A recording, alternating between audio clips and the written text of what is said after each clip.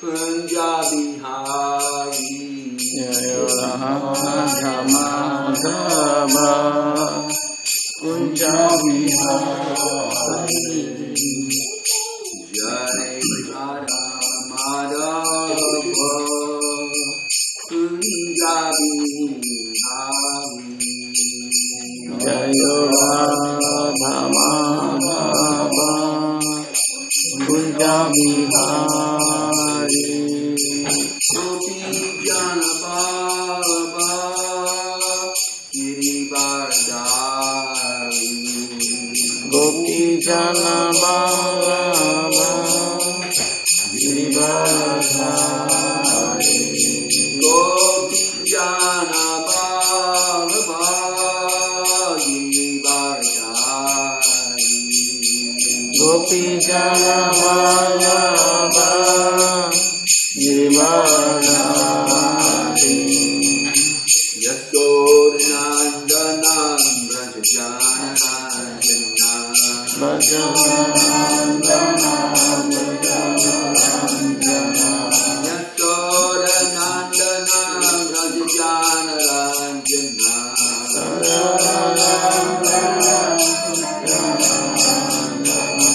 Yasodhananda Rajajanaranjana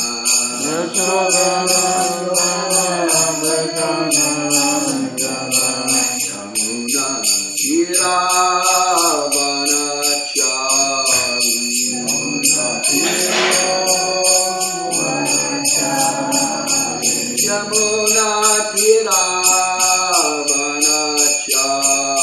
Yamuna Tiravanachari Jaya Radha Madhava Kunja Bihari Jaya Radha Madhava Kunja Bihari Jaya Radha Madhava Kunja Bihari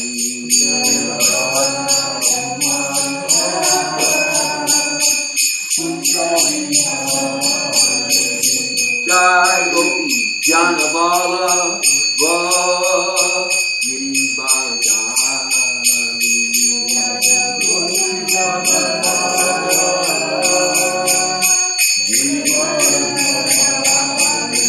Jai Gopi Jana Bala Jai Gopi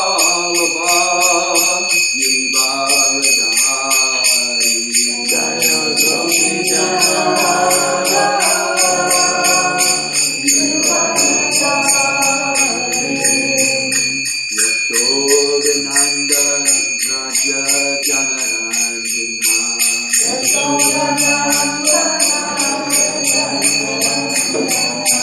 Yasodhanandanam Raja Janaranjana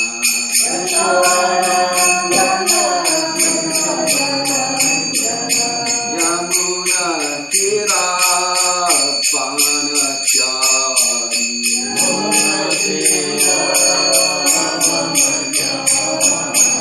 Yamuna Tiravanachari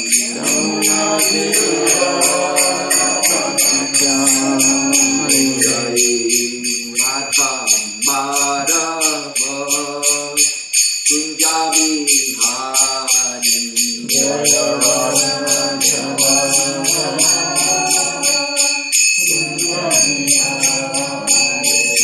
Jai Radha Madhava Kunja Bihari Jaya Radha Kunja Bihari Jaya Radha Madhava Radha Madhava Radhe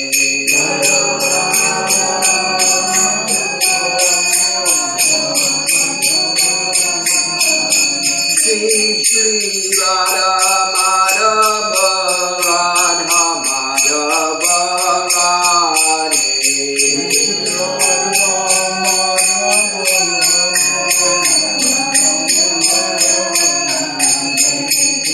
Gora Nitai Jaya Gora Nitai Gora Nitai Jaya Gora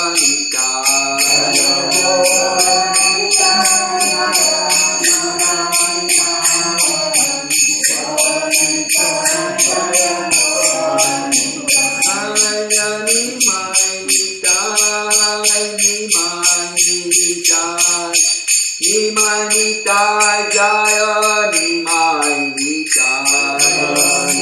Nitai Jaya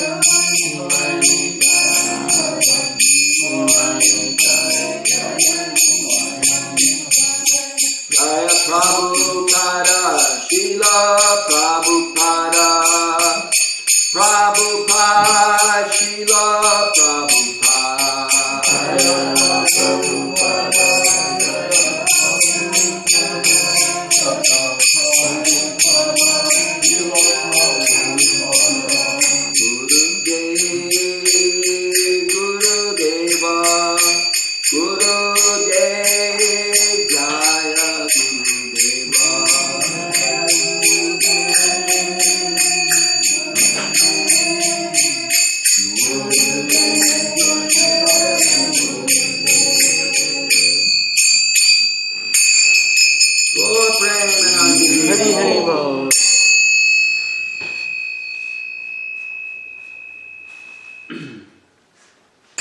Om Namo Bhagavate Vasudevaya. Om Namo Bhagavate Vasudevaya. Om Namo Bhagavate Vasudevaya. Om Namo Bhagavate Vasudevaya. Om Namo Bhagavate Vasudevaya. Om Namo Bhagavate Vasudevaya. See, today we're going to read from the Srimad Bhagavad Gita. Let's chant a few slokas in glorification of the Gita. That's found at, you can find at the end of the introduction.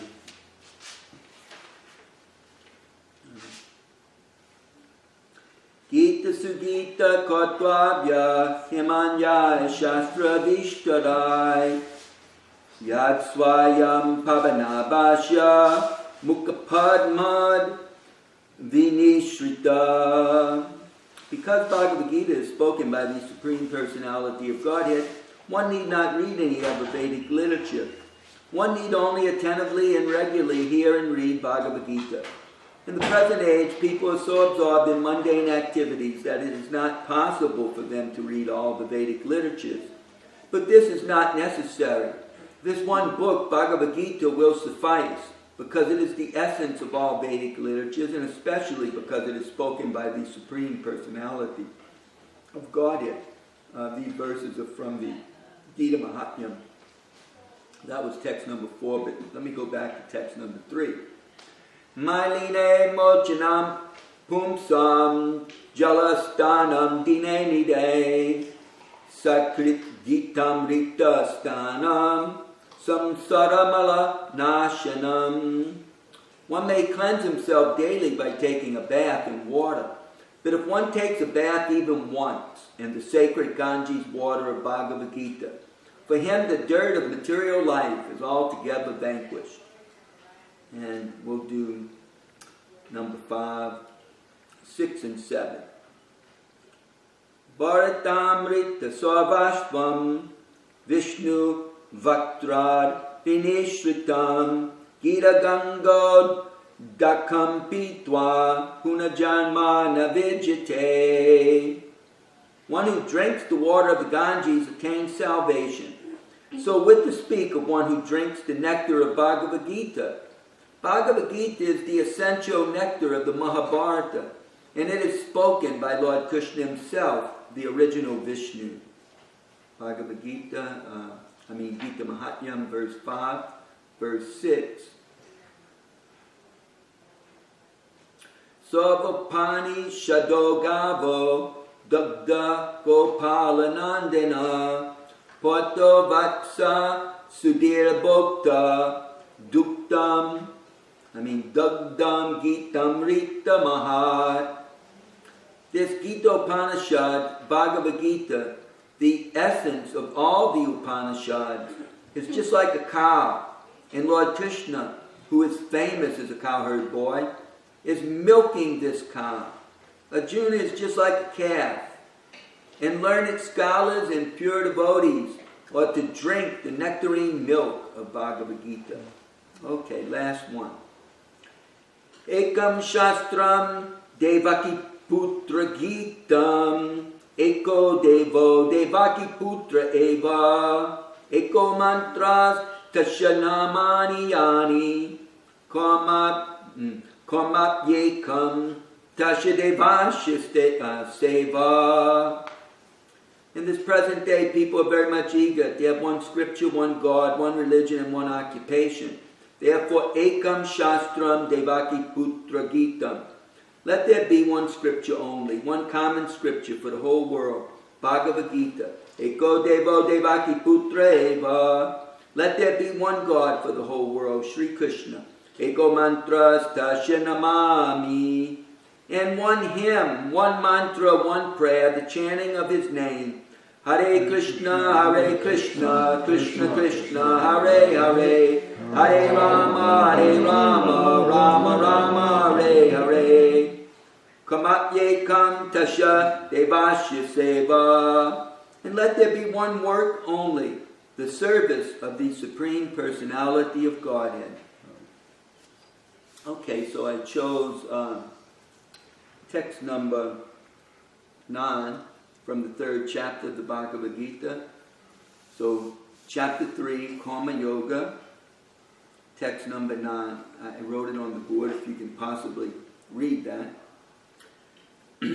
We'll do one word at a time to start. Jagnata Karmana Inyatra Jagnata Karmanon Yatra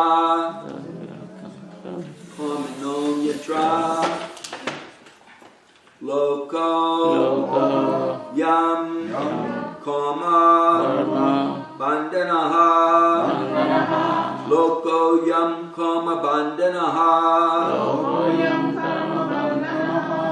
Tarotam Karma Kunteya Tarotam Karma Kunteya Mukta Sangha Samachara Mukta Sangha Samachara Jagnat Karmanon Yatra.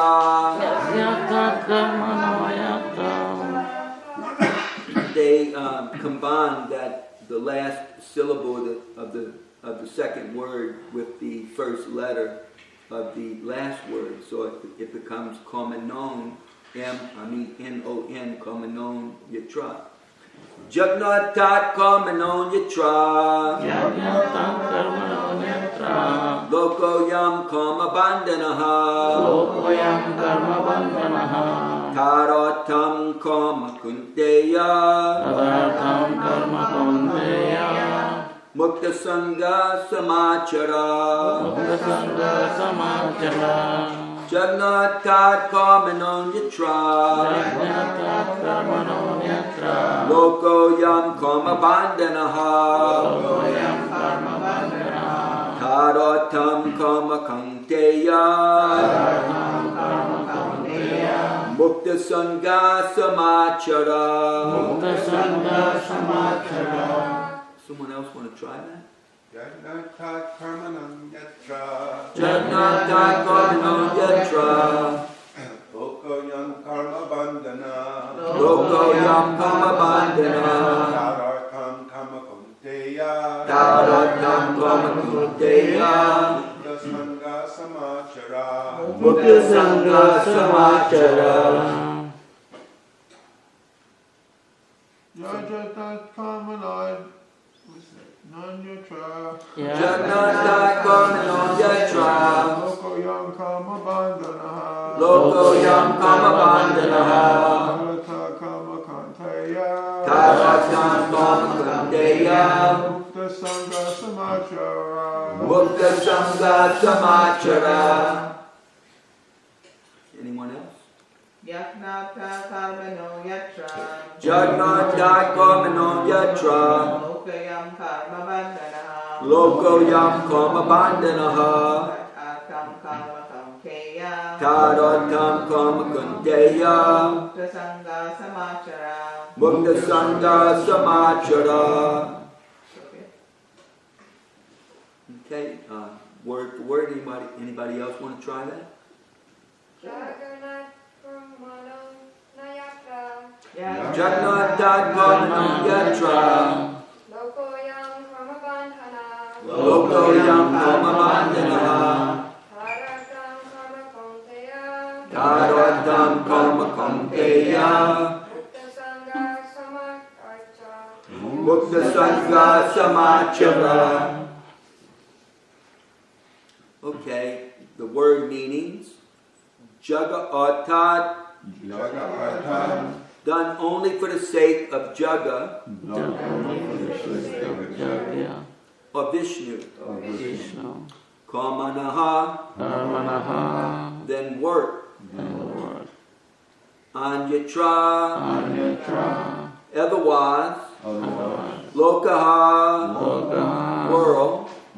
Ayam, Ayam this. This Kama bandhanaha, Dharma Bandhana bondage by work. Bondage by work. Tat, That of him. of him Autumn, Artam for the sake. for the sake Kama, Dharma work. work. Kunteya, O son of Kunti. O son of Kunti Mukta Sangha, Mukta Sangha liberated from association. liberated from association. Samachara, Samachara do perfectly. do perfectly. All right. Translation. Please repeat. Work done is a sacrifice Work done is a sacrifice. for Vishnu. For Vishnu. Has to be performed. Has to be performed. Otherwise, work causes bondage Otherwise, work causes bondage in this material world. in this material world. Therefore, O son of Kunti, Therefore, perform your prescribed duty for his satisfaction. For his satisfaction. And in that way, And in that way, you will always remain free from bondage. you will always remain free. Work done as a sacrifice for Vishnu has to be performed. Otherwise, work causes bondage in this material world. Therefore, O son of Kunti, perform your prescribed duty for his satisfaction. And in that way, you will always remain free from bondage. Srila Prabhupada's divine purport. Since one has to work, even for the simple maintenance of the body, the prescribed duties of a particular social position and quality are so made that that purpose can be fulfilled. The Jagna means Lord Vishnu, or sacrificial performances. All sacrificial performances also are meant for the satisfaction of Lord Vishnu. The Vedas enjoin Jagnon Vai Vishnu. In other words, the same purpose is served whether one performs prescribed jagnas or directly serves Lord Vishnu. Krishna consciousness is therefore performance of jagna as it is prescribed in this verse. The Varnashrama institution also aims at satisfying Lord Vishnu.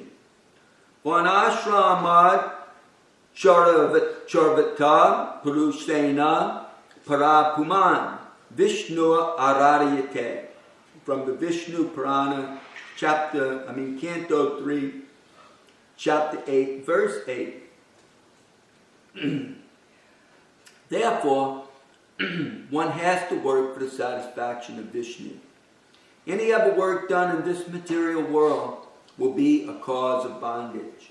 For both good and evil work have their reactions, and any reaction bonds the performer.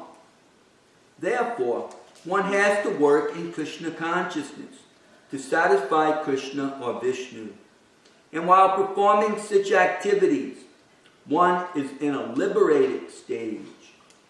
This is the great art of doing work. And in the beginning, this process requires very expert guidance. One should therefore act very diligently under the guidance of a devotee of Lord Krishna, or under the guidance or under the direct instruction of Lord Krishna himself, under whom Arjuna had the opportunity to work. Nothing should be performed for sense gratification, but everything should be done for the satisfaction of Krishna. This practice will not only save one from the reaction of work, but also gradually elevate one to the transcendental loving service of the Lord, which alone can raise one to the kingdom of God. Thus ends the Bhaktivedanta purport to the 9th sloka of the 3rd chapter of the Srimad Bhagavad Gita. Srila Prabhupada ki Jai. Offer my obeisances unto His divine grace, Srila A.C. Bhaktivedanta Swami, Srila Prabhupada, because he has opened our eyes, which were certainly shut by the darkness of ignorance. When will Rupa Goswami Prabhupada, who has established within this material world the mission to fulfill the desire of Lord Chaitanya, give us shelter under his lotus feet? Srila Prabhupada ki jai. Jagnat Kamanonyatra Lokoyam Kama Vandanaha Taratam Kama Kamteya Mukta Sangha Samachara. Work done as a sacrifice for Vishnu has to be performed. Otherwise, work causes bondage in this material world. Therefore, O son of Kunti, perform your prescribed duties for his satisfaction. And in that way, you will always remain free from bondage. So, in our Hare Krishna movement, our Sankirtan movement, Sank means together and Kirtan means chanting the glories of the Lord. So, this is the jagna, or the sacrifice for the age. If people perform this jagna, then they can get all good results, even transcendental results. It goes beyond what is commonly understood in the Vedas to be good results in this world. And there are a lot of ritualistic performances of so many Vedic rituals to simply attain opulence in the material world. But the Sankirtan Jaga, taught by Lord Chaitanya in the 15th and 16th centuries, and expounded upon by his disciples all the way to Srila Prabhupada, who brought it to America, is to come together and chant the glories of Krishna, especially his names. You can't do no wrong. You simply hear the name from a devotee who already has realized the name, has revelation of Krishna. You simply hear the name from that person. And if we chant that name, then you can't do no wrong, because you're simply repeating the divine name of God. And that name, chanting that name, that simple sacrifice, especially when it's done congregationally, can elevate one to the greatest platform, or commonly termed Vaikuntha, or the place that is free from all anxiety. As long as we remain in this world, there's going to be some anxiety, because it's the nature of the world. You know, we try to do everything to resist bad reactions or ill karma. But the nature of the world is that everything that is born must dwindle and die. And despite, trying to take care of the plant or the animal or our brothers and sisters, ultimately we all must pass from this world. So there's no escaping this birth, death, old age, and disease. It's just the nature of the dress, so to speak. This world is the temporary creation of God, and it revolves in a cycle of different generations until it wraps itself up. And then it simply reappears for the souls of the living entities, the eternal living entities, who are still playing roles in this world. And there's always plenty of living entities to maintain the creation. So Krishna allows that freedom. He creates this whole vast, fantastic like play or creation for the satisfaction of all of us who desire life in this world. And we have to admit, if we examine ourselves, that we are very attached to our desires, and we enjoy eating what we eat and taking our rest and doing what we do, and that way our desires and ambitions become fulfilled, and we enjoy life.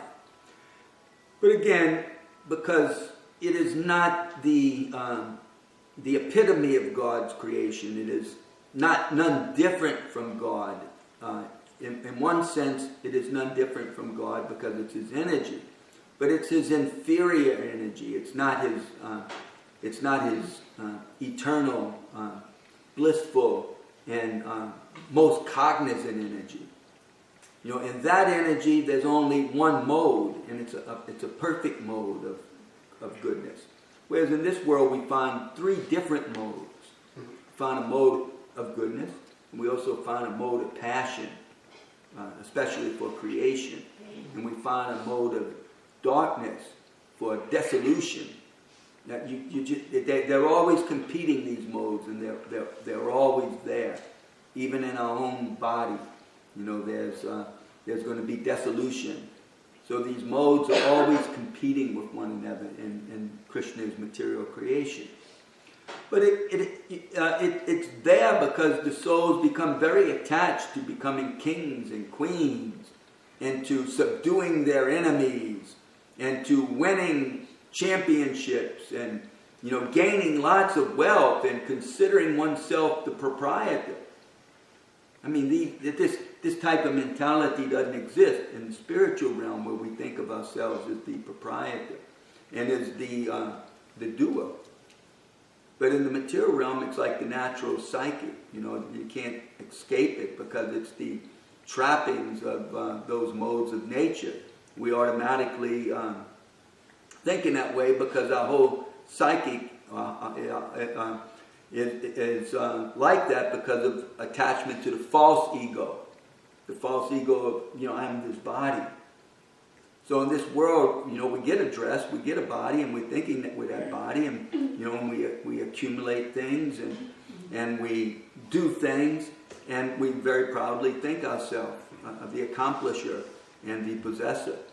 But it's all false, and we come into the world naked, and we leave with nothing. Near mama, nothing is mine. Well, whose is it? It all belongs to Krishna. It's just Krishna's energy. It's just His material energy. And we don't have to suffer in this world. We may not think it's a world of suffering when we're enjoying. But any place we go, anywhere we look, there are so many creatures suffering.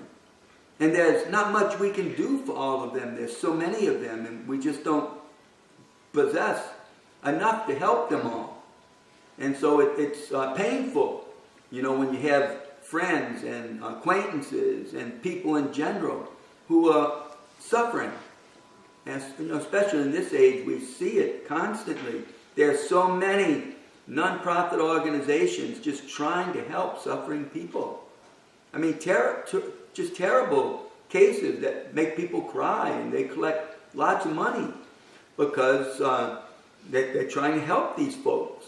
But still, it's there, generation after generation. We can't, we're so advanced and sophisticated, we can't even bring it into hunger in our world. So, it's a shame, but that's the nature of the world. But by Krishna's mercy, yes, it can be resolved. And but it's not resolved like the materialist wants it resolved. You know, the materialist, or the person who has no faith in God, he just cannot accept that the creation belongs to God. He sees no proof of it because he has no faith. Without faith, we cannot see God. And so when one is faithless, one will never see God. And so you have these opposing forces of theism and atheism that are in the world. And so the atheists, you know, they don't particularly care for the conclusions of the theists. That, you know, everything can be resolved by loving God, and having faith in God, and following God's order. God will lead us out of debilitation, or God will lead us out of the problems that we have in life. And He'll make arrangement for everyone's happiness. He'll free everyone from suffering. We can't do that, but Krishna can do that. But the atheist, he'll never believe that. You know, we shouldn't expect him to, because he simply doesn't have the faith to believe that. On the other hand, you know, what can we do in a world like this, you know, where there is such a lack of faith? Or there may be plenty of faith, but it is so sectarian that they don't want to help you unless you see, unless you see God or have faith exactly as some doctrine says you have to have faith. You know, they become very sectarian. You know, and you know, you can't love God, or you can't have God's mercy unless you adhere to this particular document that states, you know, tries to confine God to some human language. And so, you know, we have a world like that where, you know, if people have faith, then 90% of the time they're very sectarian. So what can we do in such a circumstances? I mean, you know, we can howl into the wind, and, you know, we can even take Prabhupada's books and get on a soapbox and stand on a corner and recite them. But, you know, what will people, you know, people just passes by, like, you know, like they've always done, you know, to the preacher standing on the soapbox, and just pay it as little mind as they want. So, you know, what can we possibly do? Therefore, you know, we have this Sankirtan Jaga, this coming together and chant. And in our New Orleans temple, we did this on Friday, Saturday, and we're finishing it up today. That for 12 straight hours, from 9 o'clock to 9 o'clock, the devotees have been chanting together in the temple room. It's nicer if you take it on the street, but in the temple room, you know, you can have a whole, like, program. We do take it on the street quite often, but sometimes we also have these types of programs, like we do in Talavana, where we sit down and we chant for like 12 hours of kirtan. So we can do like that, and that changes the vibration of the world.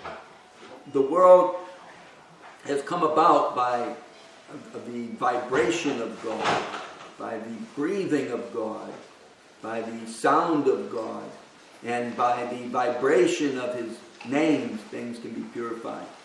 Even the very simple vibration of when we're alone by ourselves, we may not even want to sing. We can murmur His name on the japa. We call him japa. Japa means to chant softly. On the beads. Or one can just use one's fingertips, or one can just murmur the names of Krishna. And by doing so, it not only purifies our own mind and heart to the extent that, you know, Krishna becomes revealed, but it helps the whole world. It's an amazing thing because it's a sacrifice. It's a sacrifice to bring about the best in life. And so it's not just a transformation of ourselves, but it's a transformation of the whole world. So then we come to the point of this verse. So, people, you don't find a lot of people that can come together and just chant all the time, every day, for their whole life. So then what do people do? So by chanting, one can gain this shraddha, or this faith.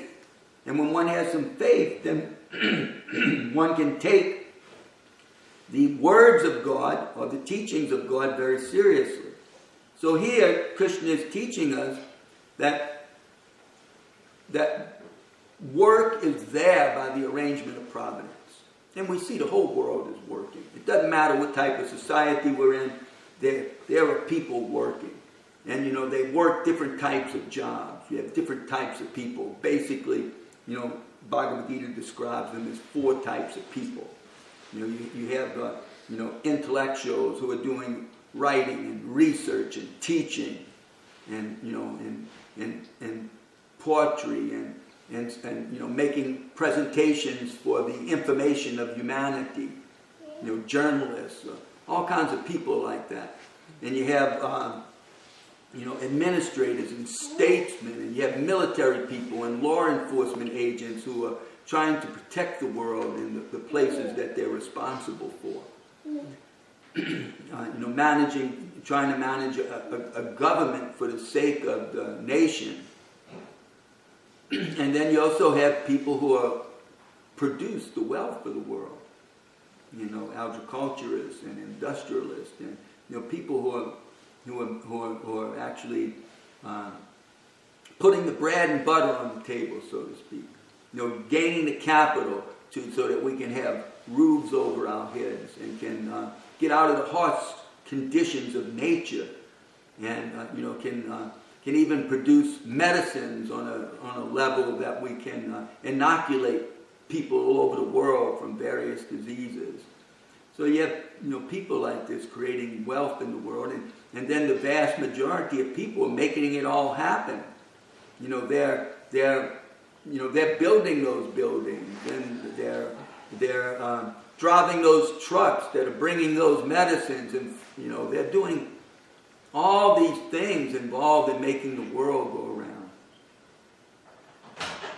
So Krishna is saying that if we work, do our work, but we understand that He's the proprietor and the owner, and we perform that work for His pleasure, then our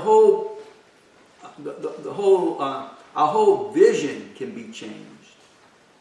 Whereby Krishna becomes revealed just through the execution of work, which people can't escape in this world.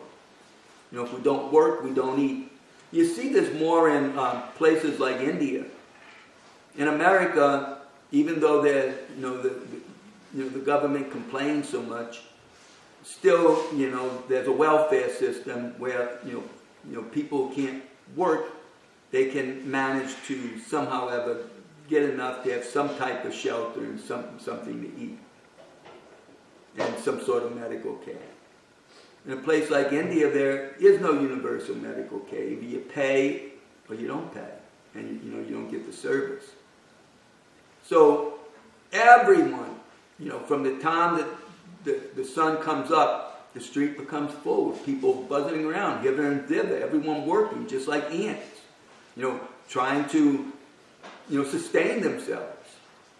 Because if they don't do it, they don't eat. So, so therefore, everyone has to work. There's no escaping work. But Krishna can become revealed just through this thing, this we call work in English, or karma in Sanskrit. So work can reveal Krishna. Work is actually meant for His pleasure. So sacrifice isn't just when we do these rituals where we ask Krishna to appear in the fire and we offer Krishna different oblations, or we sit down and we just chant Krishna's names in congregation or on japa beads. But Krishna is revealed through our work, whatever our work may be. We all have to go do some work. If we look around the room, we see everybody's doing some work. There's no escaping work. You know, if Vedanta Krit comes home and his house is a mess, he's going to say, why didn't you do your work? What's going on? Are you sick? Are you in bed?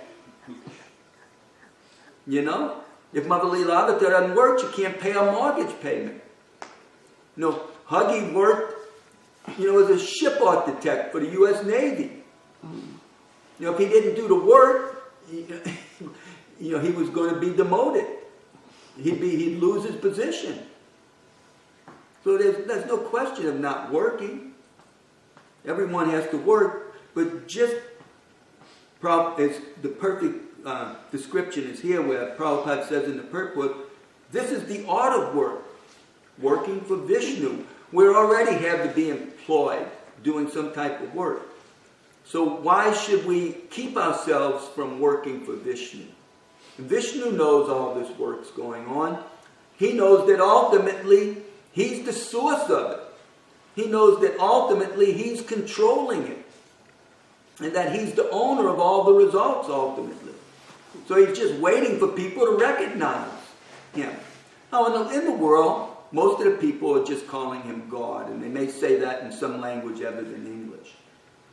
But they know a lot of people know they're working for God. And, excluding all that sectarianism, people, they know that. A lot of them. And so, therefore Krishna, he's pleased when people know that.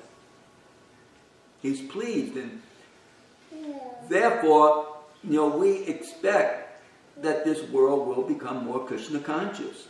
Just by us performing this sacrifice is Lord Chaitanya, Krishna's incarnation into this world.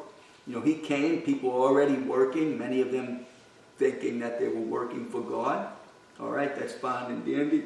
But Lord Chaitanya is beseeching everybody, his Hare Krishna movement, Srila Prabhupada, Lord Chaitanya's general, is beseeching everybody, please chant the holy names. Then, this will bring the purification so that it becomes easy for us to see that we're all working for God, to the extent that we can start to take down the sectarian boundaries.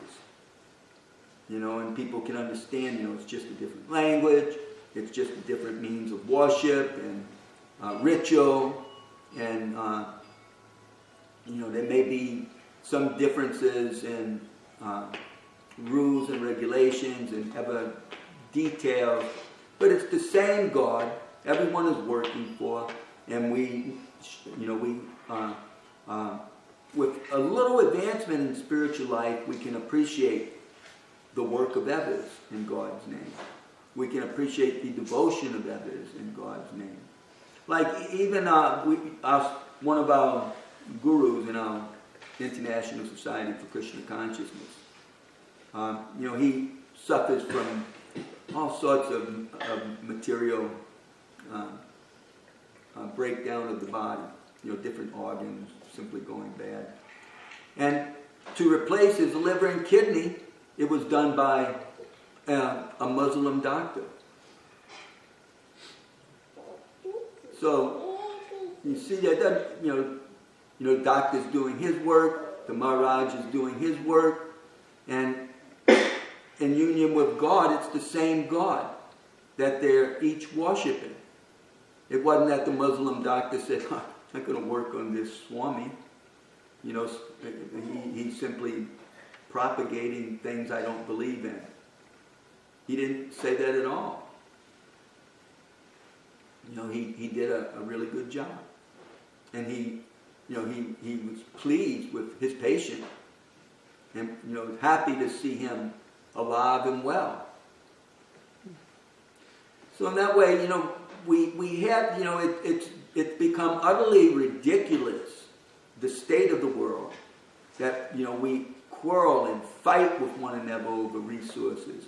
And as soon as someone, even brings up, organizing things so that everyone in the world can be at peace, then they fight over that you're taking away their sovereignty. And, there's, it's like, again, let the best man win. Somebody has to be king in a mountain.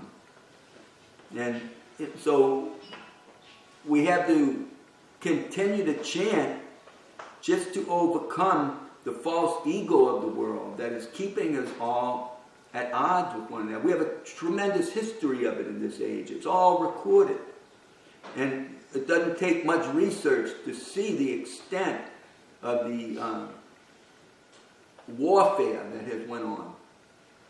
And it requires, spiritually minded people to go out, day after day and to serve in Krishna's name, or to serve Krishna by performing one's work for him and recognizing him as the owner and the controller of things. And then for us to participate in vibrating the pure sound vibration.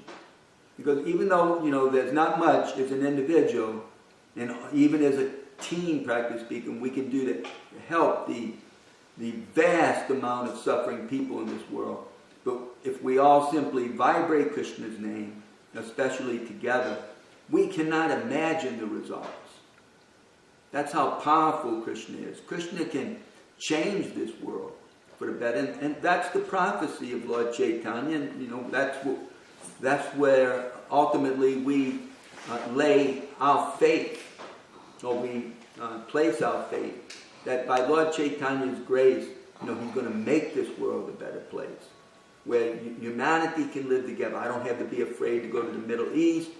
Middle Eastern people can get a visa very easily to come here, and everyone can. We don't have to worry about black people, or we don't have to worry about Chinese people stealing our information. All of us can love one another. I mean, it sounds like something you say from the flowery days of the counter-revolution hippie movement in America. Love one another, and it never really happens. But that, and religious people have been praying for peace forever, it seems. But we have to have faith in this chanting of Krishna's names, that he can make what hasn't happened so far around the world, but that we are going to take the initiative to make it happen simply by vibrating the names of Krishna. We shouldn't think that we're wasting our time vibrating these names. But the name is so potent that not only does it help the whole world, but it helps ourselves, where Krishna becomes revealed within our heart, and we can see that in this world life is very nice serving Krishna, because Krishna, his work here is so great. There's so many suffering people, and by serving Krishna they can really become relieved. And at the same time, there's no worry about getting to Vaikuntha, so to speak, or transcending the place of birth and death. We can gracefully accept our dwindling in this outfit, that the outfit is getting old, just like we take off clothes and simply put them in the dirty clothes basket. So similarly for the devotee, we simply change bodies. We take off this body and we step into whatever body Krishna gives us. And that way, the devotee's not worried about where we're going. It's, wherever Krishna wants, it's just fine and dandy.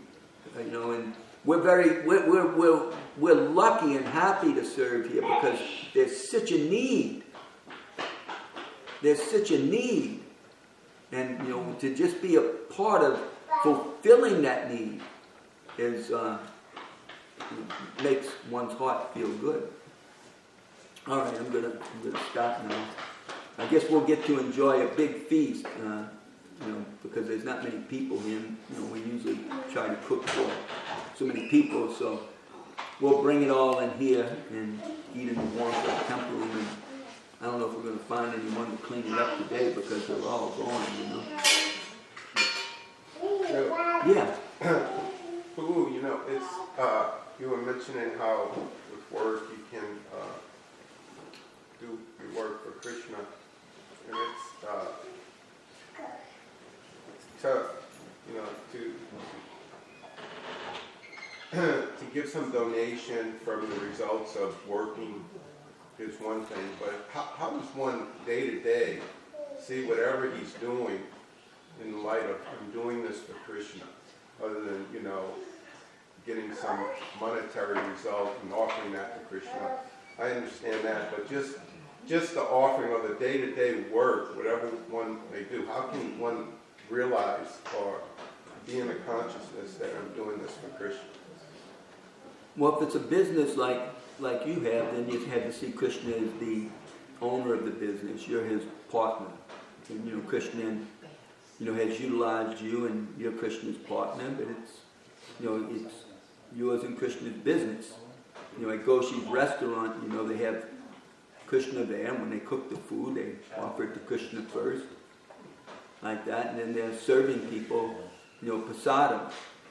And so they see that ultimately, the restaurant is going on for Krishna's pleasure. Someone may be just a working man who, say the guy who's picking up the garbage, tough job. Not, the person doesn't get a lot of praise, being a garbage man, but he can see that. We're going to take it here. He can see that all these souls are Krishna's parts and parcels, and that in this world, they have to put the trash out, and if there was nobody cleaning it up and picking it up, there'd be a mess. And so Krishna has engaged me in serving this way to help. Krishna. It's he who has created the different types of work and the different types of people, and they all have their dharma or their occupation. So it's mainly through the recognition that Krishna is there, and that it's his arrangement, and that it's his world ultimately, and that by doing our duty for him, then that's the best course of action. That takes that recognition, and we have a lot of it here in the United States. Most of the people through Christianity, they understand that people have their calling, and that we utilize our work to praise God and to serve God. I don't know if it's been made as clear as Prabhupada's books made it. We all Christian people generally learn that they're servants of God. I can't think of any biblical quote saying that that whatever occupation a person has, that he can utilize it to his service to God. But it's certainly clear in the Bhagavad Gita, and I'm sure it's also can be found in these other religious cultures, that it's not just the priesthood, so to speak, that is serving God, but it's also the warrior class of men that are protecting people, and it's also people who are putting the bread and butter on the table, and people that are making it all happen, that they're all serving God. I'm sure it's there in the Islamic culture, the Buddhist culture, all these cultures. So we have to learn from our teachers, and one's just unfortunate that the teachers have only taught us an atheistic conception of life. If we've learned a theistic conception of life, and we can see God everywhere, and we can see everything as belonging to God, and we can see everyone as his servant, then we're very fortunate. We should be very thankful to our teachers for teaching us that, and then we have to execute it by our own example, and we have to teach it ourselves. That's another way. It's just by teaching it oneself, by example, as well as by rhetoric or speech, so that others can learn. That's one way it can be done on a practical level. I was listening to Mike Pence last night, he was being interviewed. And, you know, he was saying that people were criticizing his wife because she got a job at a Christian school. And he said, but, you know, we're not afraid of this criticism. We've heard it for 20 years. Ever since we've been in the public light, we've criticized because we're just strict Christians. So, you know, it really doesn't bother us because we've heard it so much.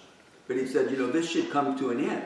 Why would you criticize some public official just because they're going, or the wife of a public official, just because she's going to teach at a religious school? He said, you know, he said this should change in our country. He said, you know, there's nothing wrong with a person being religious and being a public servant at the same time.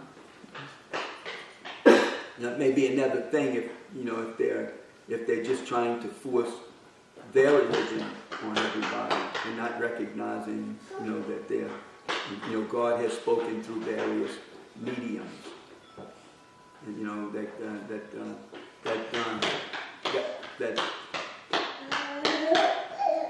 sometimes in America our conservative right, they besides the Bible being absolute, they even try to make the United States Constitution absolute. And so the founding fathers become almost like apostles, and you know you can't change anything there. You only have to take the document as it is. You know, they may not. You know, that may be somewhat of an exaggeration, but I'm sure there's a lot of people on the right who would actually believe that to some extent.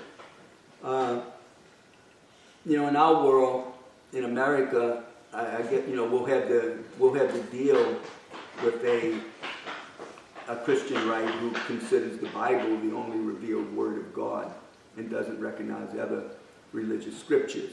It was way back, if I'm not mistaken, in 1964, where the Catholic Church recognized that God was revealed through other scriptures publicly.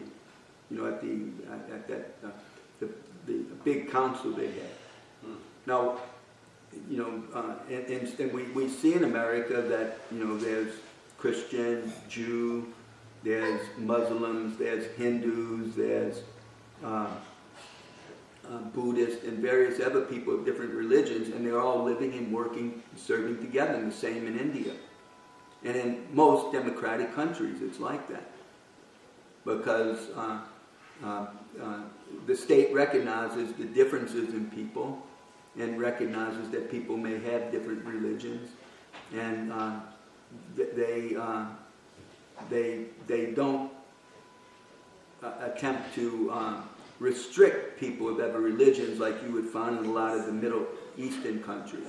They may bring workers in, but they don't want any workers performing public worship of their particular religion. If they bring in a worker who is a different religion than the state religion. So, but you know, that's again, you know, we have to continue to chant Lord Chaitanya's name and try to bring down these sectarian boundaries. We're not going to get anywhere going about things in the same way the world's been doing it, in a violent way, but in a very Krishna conscious way, like Lord Chaitanya, with humble persuasion and simply chanting of God's names. Then we, you know, hope to make the world a better place by tearing down all the material conceptions of life and all the sectarian boundaries that bind us up. So I hope that'll be all right, Beta. Yeah, that's good. Thank you. Hare Krishna. Thank you so much.